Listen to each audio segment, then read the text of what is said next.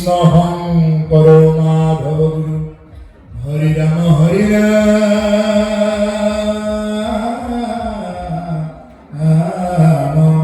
ৰাম কৃষ্ণ। এৰা মাটিৰ মানচিত এহি শুনি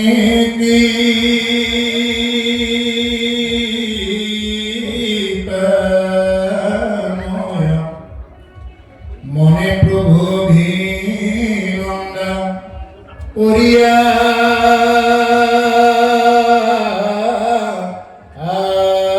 আশ্রয় অল্প হাস্য করিয়া বুলন্ত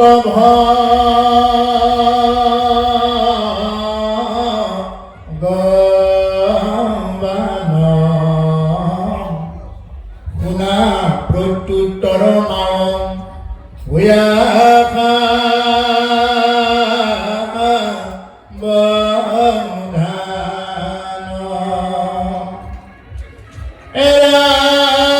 যি যুগ কহিছো পূর্বে ঋষি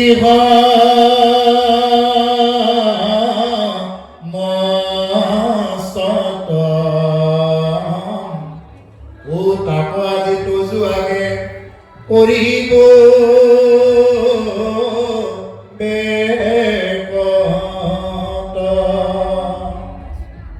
কৃষ্ণ। সৰ্বপ্ৰথমতে আমি মহাপ্ৰভু জগন্নাথৰ ওচৰত প্ৰণাম জনাই লৈছোঁ। জগন্নাথ হ'ল মহাপ্ৰভু। প্ৰভু জগন্নাথৰ লগত কেৱল মাত্ৰ মহা শব্দটো প্ৰয়োগ হয়। যিসকলে জগন্নাথত গৈছে তেওঁলোকে জানিব তাতে যি প্ৰসাদ দিয়ে এয়া হ'ল মহাপ্ৰসাদ আৰু তেওঁক কোৱা হয় মহাপ্ৰভু। আজি মহাপ্ৰভুৰ প্ৰতিমুখী থকা এই সুন্দৰ স্থানত আহিব পৰাটো আমাৰ জীৱনৰ কাৰণে পৰম সৌভাগ্য। এই প্ৰভুসকল এই ভাগৱত কথা এগৰাকী মাতৃক এজন ভগৱন্তৰ অৱতাৰ কপিল প্ৰভু যাক কোৱা হয়, এই কপিল প্ৰভুৱে কি কৰি আছে মাতৃ দেৱহূতিৰ আগত এই কথা ভক্তি যুগৰ কথা বৰ্ণনা কৰি আছে।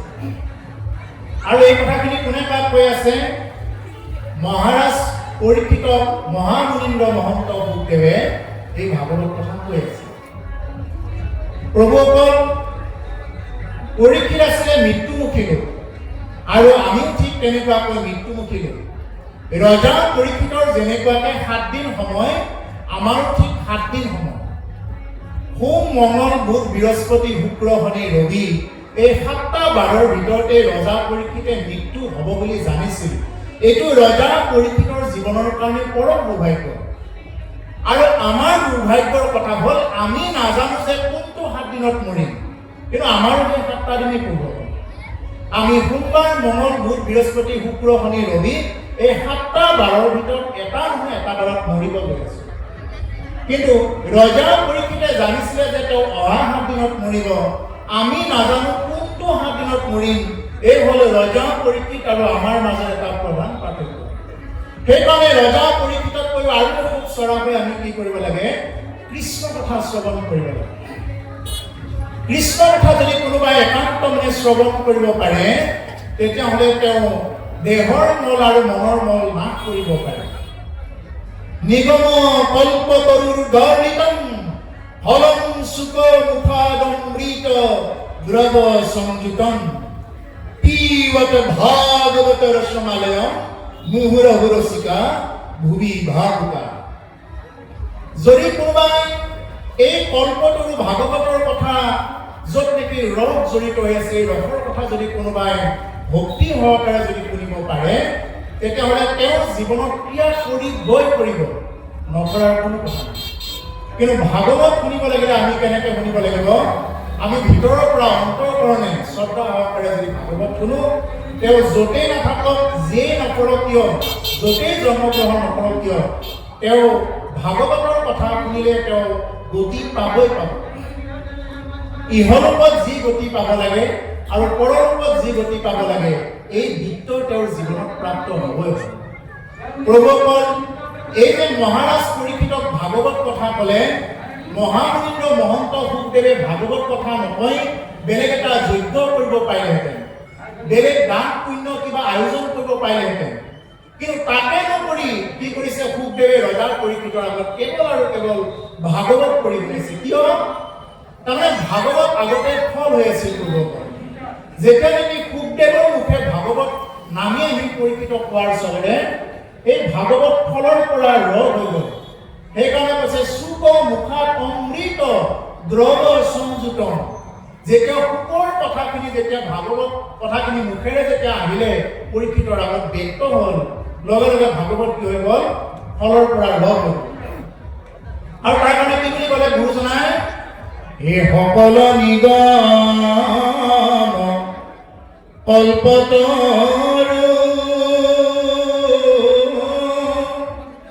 তাৰ ফল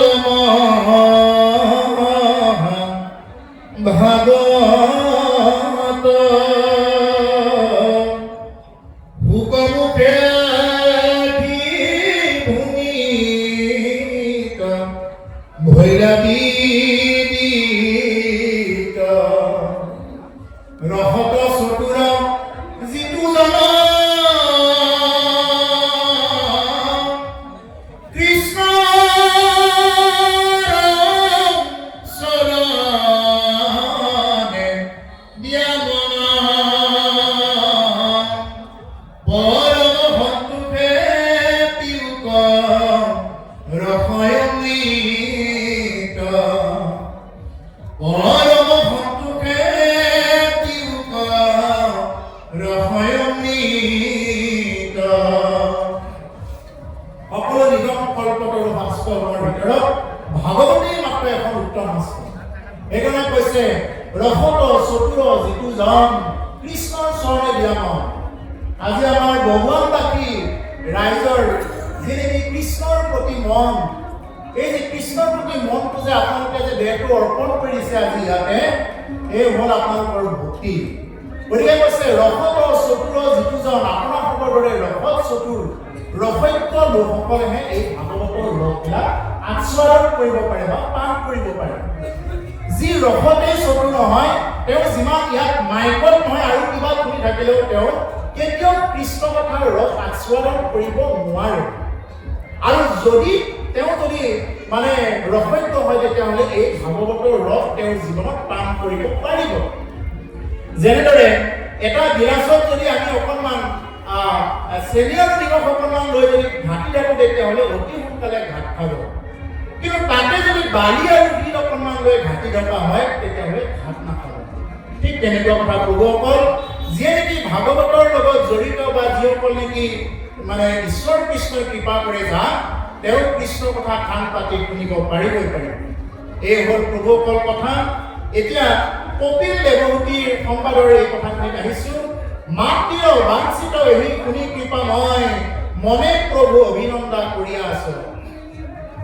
আৰু মাকে বাঞ্ছা কৰিছে যে হে পুত্ৰ, ঈশ্বৰ দৃষ্টিৰে চাইছে, মোক তুমি ভক্তি যোগৰ বিষয়ে কোৱা, মোক ভকতিৰ বিষয়ে কোৱা। এগৰাকী পুত্ৰই এগৰাকী মাতৃক ভক্তিৰ জ্ঞান দিব। আৰু মানে দেৱহূতি আয়ে কপিল প্ৰভুৰ নিচিনা এগৰাকী প্ৰভুক ধৰালৈ নমাই আনিব পাৰিছে। আৰু মই আজি অনুমান কৰিছোঁ বাপসকলে যেনেকৈ কপিল দেৱহূতি সংবাদ কৰিব দিছে, তাৰ কথাখিনি ওলোৱাবৰ কাৰণে যে এখন গাঁৱত এটা অঞ্চলত কেনেদৰে সৎপুৰুষৰ আৱিৰ্ভাৱ হয়, কেনেদৰে সৎপুৰুষৰ জন্ম হয়। গতিকে এগৰাকী মাতৃ যেনেকৈ দেৱহূতি আয়ে তেওঁৰ নিজৰ এজন সুযোগ্য পুত্ৰ তেওঁ কি কৰিছে, সেই পুত্ৰৰ পৰা ভাগৱতৰ কথা শুনিব ইচ্ছা কৰিছে, ভক্তি যুগৰ কথা। মনে প্ৰভু অভিনন্দা কৰি আছে আৰু প্ৰভুৰ পৰা শুনিব বুলি মানে এইটো এটা আশা কৰি আছে। অল্প হাস্য কৰিয়া বুলন্ত ভগৱান পুনা প্ৰত্যুত্তৰ মাও বিয়ে সাৱধান। অলপমান হাঁহি কি কৰিছে, মাকক কৈছে, হাস্য কৰি বুলন্ত ভগৱান অকণমান হাঁহি মাকক কৈছে, কি বুলি কৈছে, পুনা প্ৰত্যুত্তৰ মাও বিয়া সাৱধান। হে মাতৃ, মই তোমাক উত্তৰ দিছোঁ শুনা। তুমি যি ভক্তি মাৰ্গৰ কথা সুধিছা, মই তোমাক উত্তৰ দিছোঁ শুনা। কিন্তু শুনিবাহে সাৱধান বুলি এটা শব্দ দিছে। সাৱধান হৈ শুনা। সাৱধান ক'ত দিব লাগে বাৰু? কাৰেণ্টৰ ট্ৰেন্সমিটাৰ ডেঞ্জাৰত সাৱধান বুলি লিখা থাকে। কি লিখা থাকে? সাৱধান, ডেঞ্জাৰ, খাতৰা। কোনোবাই জানি হওক নাজানি হওক যদি কাৰেণ্টৰ ট্ৰেন্সমিটাৰ ডাইৰেক্টলি হৈ যায়, সেইটো জ্বলি যায়। ঠিক তেনেকুৱা ভাগৱতৰ ওচৰত আহিলে আমি পুণ্য অৰ্জন কৰাত বহুত সুবিধা হয়। কিন্তু যদি ভাগৱতৰ ওচৰত আহি কোনোবাই যদি মানে একদম চিন্তা নকৰিবলগীয়া কথা বা বিভিন্ন ধৰণৰ বেয়া মনোকামনা কৰি যদি কোনোবাই কৃষ্ণ কথা শুনে, কৈছে এইটো সাৱধানেৰে শুনিবা, অসাৱধানতাৰ যদি শুনা যায়, অসাৱধান বশতঃ যদি শুনা যায়, তেতিয়াহ'লে এই কথাই তেওঁৰ জীৱনত ক্ৰিয়া নকৰিব পাৰে। যি যুগ পঢ়িছো পূৰ্বে ঋষি সমস্ত, তাকো আজি তজুৱামে কৰিছো বেপৰ।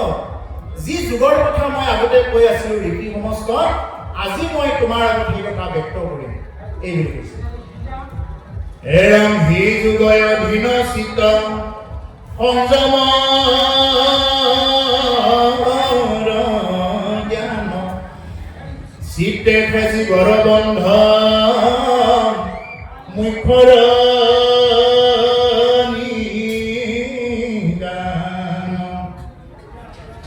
বিষয় আসক্ত ভইলে আতিব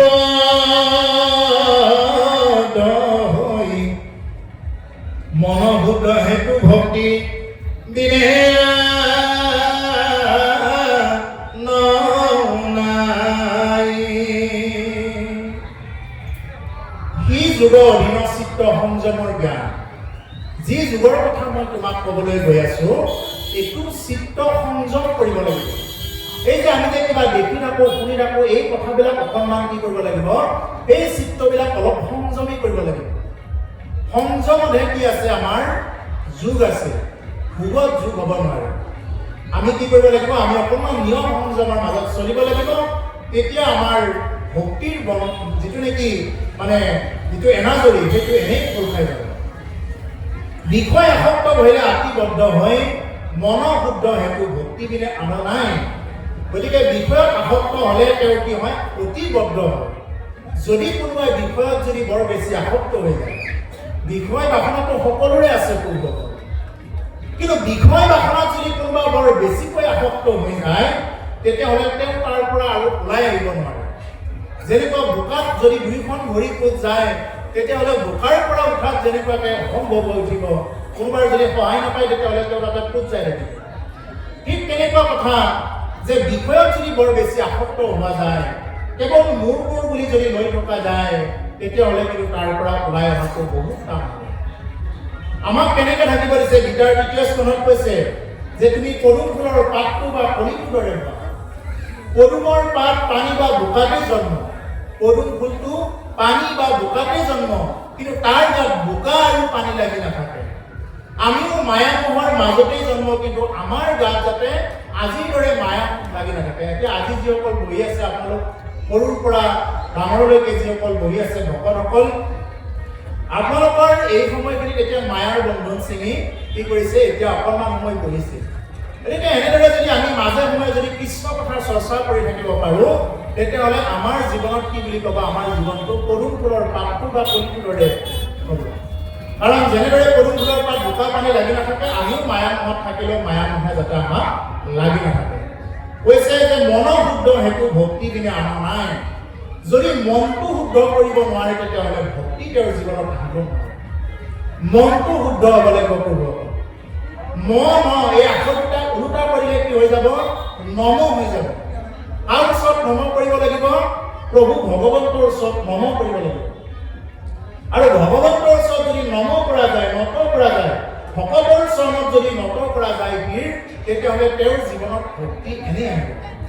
আৰু যদি ভকত দেখাৰ পিছতো যদি কৃষ্ণ বুলি ক'বলৈ হাত দুখন জোৰ নুঠিলে, হাত দুখন ঢকাৰ পিছত যদি কৃষ্ণ বুলি ক'বলৈ যদি হাত দুখন উঠি নাই, ৰাম বুলি ক'বলৈ যদি জিভাবোৰ নাহে, তেতিয়াহ'লে তুমি দেখাজনকে যদি কৃষ্ণ বুলি নোকোৱা, দেখাজনকে যদি তুমি ৰাম বুলি নোকোৱা, নেদেখাজনক তুমি কেনেদৰে ভক্তি কৰিবা? ভাগৱতৰ কথাটো হৈছে এইটোৱে যে তুমি দেখাজনক ৰাম বোলা, দেখাজনক কৃষ্ণ বোলা। তুমি দেখাজনকে যদি ৰাম কৃষ্ণ বুলিব নোৱাৰা, নেদেখাজন তোমাৰ ওপৰত কোনো কালে তেওঁ কি হ'ব নোৱাৰে, প্ৰসন্ন হ'ব নোৱাৰে। গতিকে আমি দেখা যিসকল জীৱ আছে, সমস্ত জীৱকে সমস্তকে ভকত বুলি লৈ আমি কি কৰিব লাগে, চলিব লাগে। কাৰণ কি বুলি কৈছে, বৰগীতাত কৈছে এই যত জীব জংগম কিতাপ তংগম অগণগ জগতি কায়া। যিমানবিলাক জীৱ জগতৰ কীট পতংগ আদি কৰি আছে সমস্তৰ ভিতৰত কোন আছো? ময়েই আছো আত্মাৰূপে। গতিকে সেইকাৰণে কি কৰা? সমস্ত ভূততে কি কৰা? বিষ্ণু বুলি দেখা পোৱা। এই সমস্ত ভূততে বিষ্ণু বুধিনো হে যাৱে ও কায় বাক্য মনে অভ্যাস কিবা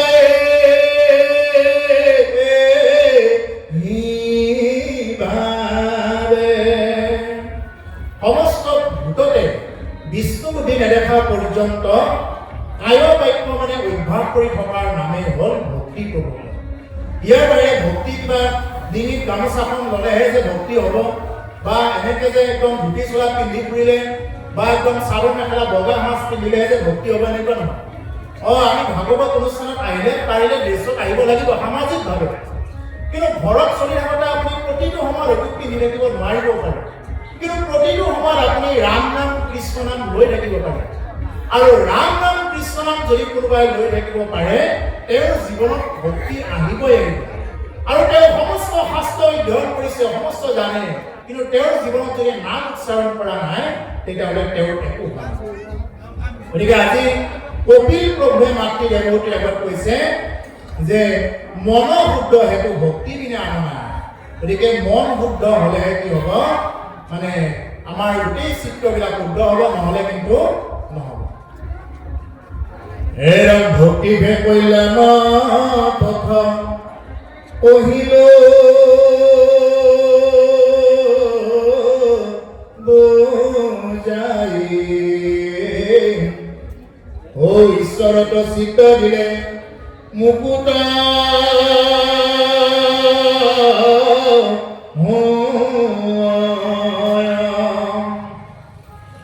এৰা মনোবুদ্ধি আদি কৰি যতে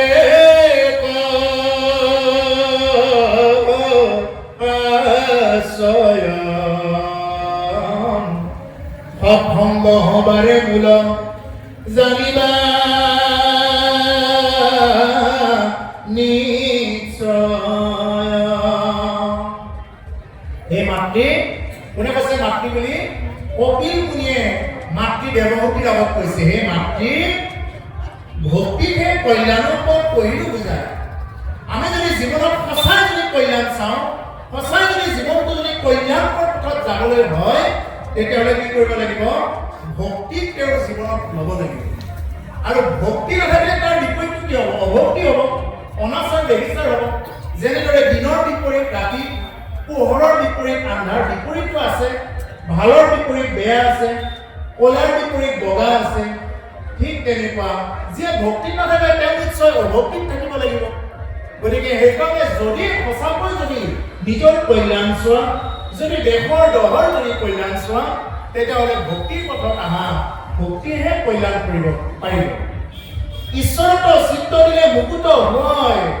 আৰু যদি কোনোবা দুৰ্ভগীয়াই যদি এবাৰ যদি ঈশ্বৰৰ ওচৰত চিত্ত অৰ্পণ কৰিলে, আৰু এই কলিযুগত কোনোবাই ভক্তি কৰিব পৰা নাই, কিন্তু এবাৰ যদি মনেও যদি চিন্তা কৰে যে হে ভগৱান মই তোমাক ভক্তি কৰিব পৰা নাই, মই সঁচাই দুৰ্ভগীয়া, কিন্তু তুমি যাতে মোক কৃপা কৰা, এই বুলি যদি তেওঁ অন্তঃকৰণেৰে যদি ভক্তি কৰিব পাৰে, মনৰ পৰা যদি ভগৱানৰ ওচৰত সেই ভাৱ প্ৰকাশ কৰিব পাৰে, তেওঁৰ জীৱনত কৃপা হ'বই হ'ব। মই এনে ক'ব লাগে কাৰণে বহাই দিছে, মই এনে ক'ব লাগে কাৰণে কোৱা নাই, নিজৰ জীৱনৰ অভিজ্ঞতাৰ পৰা আপোনাৰ হ'ব, বা কিছুমানৰ যিবিলাক নেকি ধৰ্মজ্ঞ পুৰুষসকল আছে তেওঁলোকৰ অভিজ্ঞতাৰ পৰা এই কথাখিনি কোৱা হৈছে। গতিকে কলিযুগত যদি কোনোবাই এবাৰ যদি ৰাম নাম ল'ম বুলি ভাবে, ভকত হ'ম এই বুলি যদি মনত যদি সংকল্প কৰে, তেওঁ অৱশ্যে ফল পাবই। গতিকে সেইকাৰণে কৈছে ভক্তিকে কল্যাণ পথ, ঈশ্বৰৰ চিত্ত দিলে মুকুত হয়। যদি কোনোবাই ঈশ্বৰৰ ওচৰত যদি চিত্তটো যদি অৰ্পণ কৰি দিব পাৰে, তেওঁ মুক্তি পাবই পাব। কিন্তু মুকুতি পাব বুলি ইয়াতে কৈছে একান্ত ভকত যেতিয়া হৈ যাব তেওঁ আকৌ পিছত মুকুতিও নলগা হয় আকৌ যিসকল প্ৰকৃততে ভকত আছে তেওঁলোকক মুকুতিও নালাগে আজিৰ দৰে সাধু সংগহে বিচাৰে কোনে একান্ত ভকতে এইকাৰণে নামঘৰ প্ৰথমতে কি বুলি কৈছে ও একান্ত ভকত হবে মুক্তিত নিস্পৃহ যিটো সেই ভকত ৰসময় বাবু ভকতি সমস্ত মস্তক মনি নিজ ভকতৰ বৈশ্য ভজো হেন দেৱ দুপতি এইটো সকলোৱে জানে যি ভকতে মুক্তিও বাঞ্ছা নকৰে মুক্তি 5 প্ৰকাৰ কৰিব পাৰে সাৰূপ্য সামীপ্য সাৰূপ্য সাযুজ্য নিৰ্বাণ বা লীন মুক্তি এই 5 প্ৰকাৰৰ মুক্তি এজন প্ৰকৃত ভকতৰ পিছে পিছে ঘূৰি ফুৰে মোক ন প্ৰভু মোক এই বুলি ঘূৰি ফুৰে কিন্তু ভকতে কি নকৰে মুক্তি বাঞ্ছা নকৰে কি বাঞ্ছা কৰে ভক্তি বাঞ্ছা কৰে প্ৰকৃত যিসকল একান্ত আন্ত মানে হ'ল স্বামী যি এক ঈশ্বৰতে ভজনা কৰে এককেই যে নেকি স্বামী বুলি মানে সেইসকল ভকতক কৈছে যে তেওঁলোকে মুকুতিও বাঞ্ছা নকৰে এতিয়া কৈছে যে ভক্তিকে কল্যাণক কৈলো যে ঈশ্বৰক চিত্ত দিলে মুকুত হয় তেওঁ মানে একদম মুকুত হৈ যাব পাৰে তেওঁ যদি মানে অনুপযুক্ত আছিলে উপযুক্ত কৰাই দিব পাৰে ভগৱানে আৰু যদি ভগৱানে আপোনাক যদি এবাৰ যদি মোৰ বুলি ল'লে তেতিয়াহ'লে আপোনাৰ যিমানেই যি নাথাকক কিয় কোনেও একো কৰিব নোৱাৰে আৰু ভগৱানে যদি মোৰ বুলি লোৱা নাই সামৰি তেতিয়াহ'লে আমি যিমান যি কৰিলোঁ আমি একো কৰিব নোৱাৰোঁ সেইকাৰণে প্ৰভুক ভগৱানৰ ওচৰত আমি সদায় আমি শ্ৰদ্ধা ভক্তি সহকাৰে প্ৰাৰ্থনা কৰিব লাগে মন বুদ্ধি কৰি আদি কৰি যতেকো আশ্ৰয় সৎসংগ সবাৰে মূল জানিবা নিশ্চয় মন বুদ্ধি আদি কৰি যিমানবিলাক মই তোমাক এই যুগৰ কথা ক'লো সৎসংগ সবাৰে মূল জানিবা নিশ্চয় বুলি কৈছে এতিয়া এই মাতৃ ইমানবিলাক যুগ কৰিব তুমি নোৱাৰিব পাৰা কিন্তু সেই সমস্ত যুগৰ যিটো মূল অভিসন্ধিটো যিটো আহিব শিপাডাল য'ৰ পৰা আহিব এই হ'ল সাধু সংগ সৎসংগ বুলি কৈছে আজিৰ দৰে সাধু সংগৰ পৰাহে কি হ'ব ভক্তি জাগৰণ হ'ব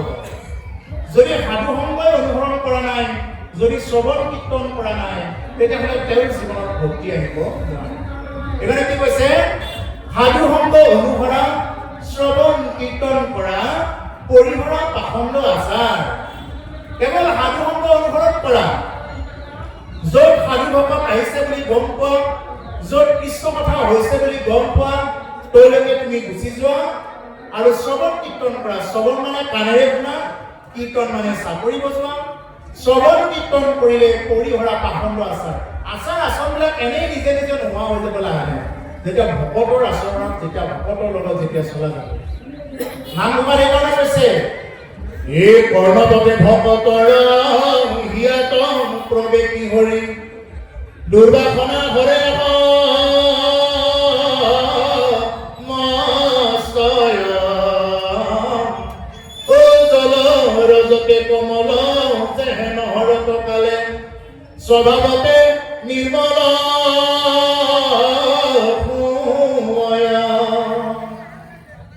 কৰ্ণপতে ভকতৰ হিয়াত প্ৰৱেশী হৰি যদি কেনেবাকৈ কৃষ্ণ কথা যদি এবাৰ কাণেৰে যদি তেওঁৰ জীৱনত প্ৰৱেশ কৰিলে তেওঁ যিমানেই মহাপাপী নহওক কিয় যদি কৰ্ণপতে ভকতৰ হিয়াত যদি এবাৰ কৃষ্ণ কথা প্ৰৱেশ কৰিলে কৈছে জলৰ যতেক মল যেহেন হৰত কালে স্বভাৱতে নিৰ্মল হয় যেনেকুৱাকে শৰৎ কালত জলৰ যিমানবিলাক লেতেৰা পানী থাকে নিজে নিজে পৰিষ্কাৰ হৈ যায় আগতে বাৰিষা কালত যেতিয়া নেকি পানীবিলাক পাহাৰৰ পৰা বৈ আহে তেতিয়া একেবাৰে লেতেৰা পানী ঘোলা পানীবিলাক আহে আৰু শৰৎকাল পৰাৰ লগে লগে পানীটো নিজে নিজে পৰিষ্কাৰ হৈ যায় ঠিক তেনেকুৱা যদি কোনোবাই সাধু সংগত আহি অকণমান অনিচ্ছাকৃত ভাৱেও যদি তেওঁ যদি কৃষ্ণ কথা এবাৰ শুনি ল'ব পাৰিলে লক্ষ কোটি জনমৰ পাপ তেওঁৰ নাশ হৈ যাব আৰু সেইকাৰণে কৈছে জলৰ যতেক মল যেহেন হৰত কালে স্বভাৱতে নিৰ্মল হয় যেনেকুৱাকে জলৰ পানীবিলাক লেতেৰা পানীবিলাক শৰৎ কালত নিজে নিজে নিৰ্মল হৈ যায় ঠিক তেনেদৰে সাধু সংগত যদি কোনোবাই শ্ৰৱণ কীৰ্তন কৰিব পাৰে তেওঁৰ জীৱনত আচাৰ আচৰণ ঠিক হ'বই হ'ব। কিন্তু প্ৰভুসকল আমি শুনাৰ দৰে যদি শুনো তেতিয়াহ'লে এইবিলাক কথাই আমাৰ জীৱনত ক্ৰিয়া কৰিব। হেৰাম জীৱৰ দুৰ্লভ পাশ সংগ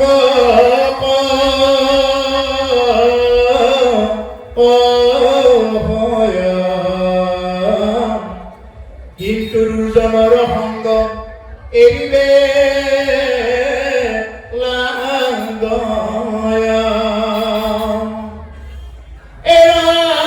সেই সংগে নিতে যদি কৰিয়া ধূত মুখৰ দুৱাৰ তেৱে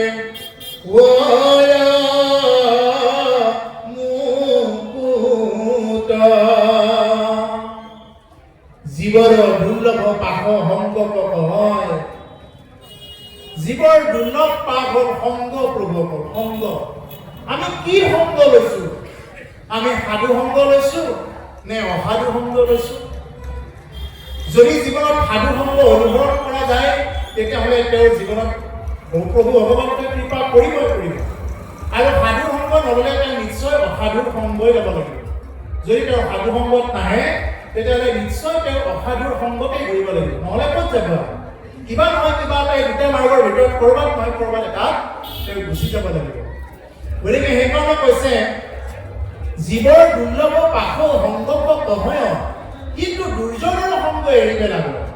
দুৰ্জনৰ সংগ কিন্তু এৰিব লাগিব। যদি দুৰ্জনৰ সংগ লোৱা যায় তেতিয়াহ'লে আপোনাক কি কৰিব পাৰে? সেই দুৰ্জনে আপোনাকো মানে সেই দুৰ্জন পথলৈ লৈ যাব পাৰে। গতিকে সেইকাৰণে দুৰ্জনৰ সংগ আমি কি কৰিব লাগিব? প্ৰথমতে এৰিব লাগিব। দুৰ্জনৰ সংগ লোৱাৰ কাৰণে কি হৈ গৈছে? দুৰ্জনৰ সংগ লোৱাৰ কাৰণে বহুত মণিকী তেনেকুৱাকে নষ্ট হ'ব লগা হৈছে। বহুত সাধু সন্ত তেওঁলোকৰ ধ্যান ভংগ হৈ গৈছে, কত ঋষিমুনিৰ ধ্যান ভংগ হৈ গৈছে। গতিকে আমি কি কৰিব লাগিব? দুৰ্জনৰ সংগ ত্যাগ কৰি আমি সজ্জন সাধু সজ্জনৰ সংগ ল'ব লাগিব, আৰু তেতিয়াহে আমাৰ জীৱনত ভক্তি আহৰণ হ'ব। সেই সংগে নিতে যদি কৰিয়া সাধু মুখ্যৰ দুৱাৰৰ তেৱে হুৱে মুকুট, আৰু সেই দুৰ্জনৰ লগত সংগ নকৰি যদি সেই সংগে নিতে যদি কৰিয়া সাধু, আৰু সেই সংগটোৱে যদি তেওঁ অকণমান বদলাই যদি সাধু সংগলৈ যদি আনে বা সাধু সংগত যদি আহে তেতিয়াহ'লে কি হ'ব? মুখ্যৰ দুৱাৰ তেৱে হুৱে মুকুট, আৰু তেওঁৰ জীৱনত মুক্তি দুৱাৰখন খুলি যাব পাৰিব। যদি কোনোবা দুৰ্জনৰ সংগৰ পৰা যদি সজ্জনৰ সংগ ল'বলৈ চেষ্টা কৰিছে তেতিয়াহ'লে তেওঁৰ জীৱনত কি হ'ব বুলি কৈছে? মুক্তি দুৱাৰখন খুলি যাব। এতিয়া মুক্তি মানে আমি ভাবি ল'ব নালাগে যে মৰাৰ পিছতহে কিবা হ'ব, এনেকুৱা নহয়। তেওঁ জীয়াই থাকোঁতেও আনন্দ আৰু শান্তি পাব। যি মানুহে জীয়াই থাকোঁতে শান্তি নাপায়, জীয়াই থাকোঁতে যি মানুহে আনন্দ লাভ কৰিব নোৱাৰে, তেওঁ মৰিলে ক'ৰ পৰা সদ্গতি পাব? জীয়াই থাকোঁতে আমি শান্তি ল'ব লাগিব। আমি যেতিয়া জীয়াই থাকিম, জীয়াই থাকোঁতেই যদি আমি শান্তি ল'ব জানো তেতিয়াহ'লে মৰিলেও আমি সদ্গতি পাম। জীয়াই থাকোঁতেই যদি সদায় অশান্তি হৈ থাকে, এটাৰ পিছত এটা, আমি যদি কাকো দেখিব নোৱাৰোঁ, চিনিব নোৱাৰোঁ, তেতিয়াহ'লে কি হ'ব? সেই মানুহে মৰাৰ পিছতো আৰু যিমান যি কৰিলে তেওঁ শান্তি লাভ কৰিব নোৱাৰে। এয়া শাস্ত্ৰসন্মত। গতিকে সেইকাৰণে প্ৰভুসকল জীয়াই থাকোঁতে আমি কি কৰিব লাগে? সাধু সংগ অনুসৰণ কৰি চলিব লাগে। এতিয়া সাধুৰ লক্ষণবিলাক ক'ব। কোনটো সাধু হয়? এৰাম সাধুৰ লক্ষণ কহু পৰিহাৰ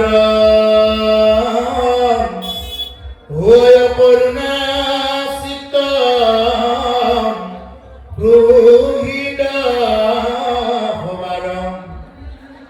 হাস্যনুৰ্বৰ্তী শত্ৰু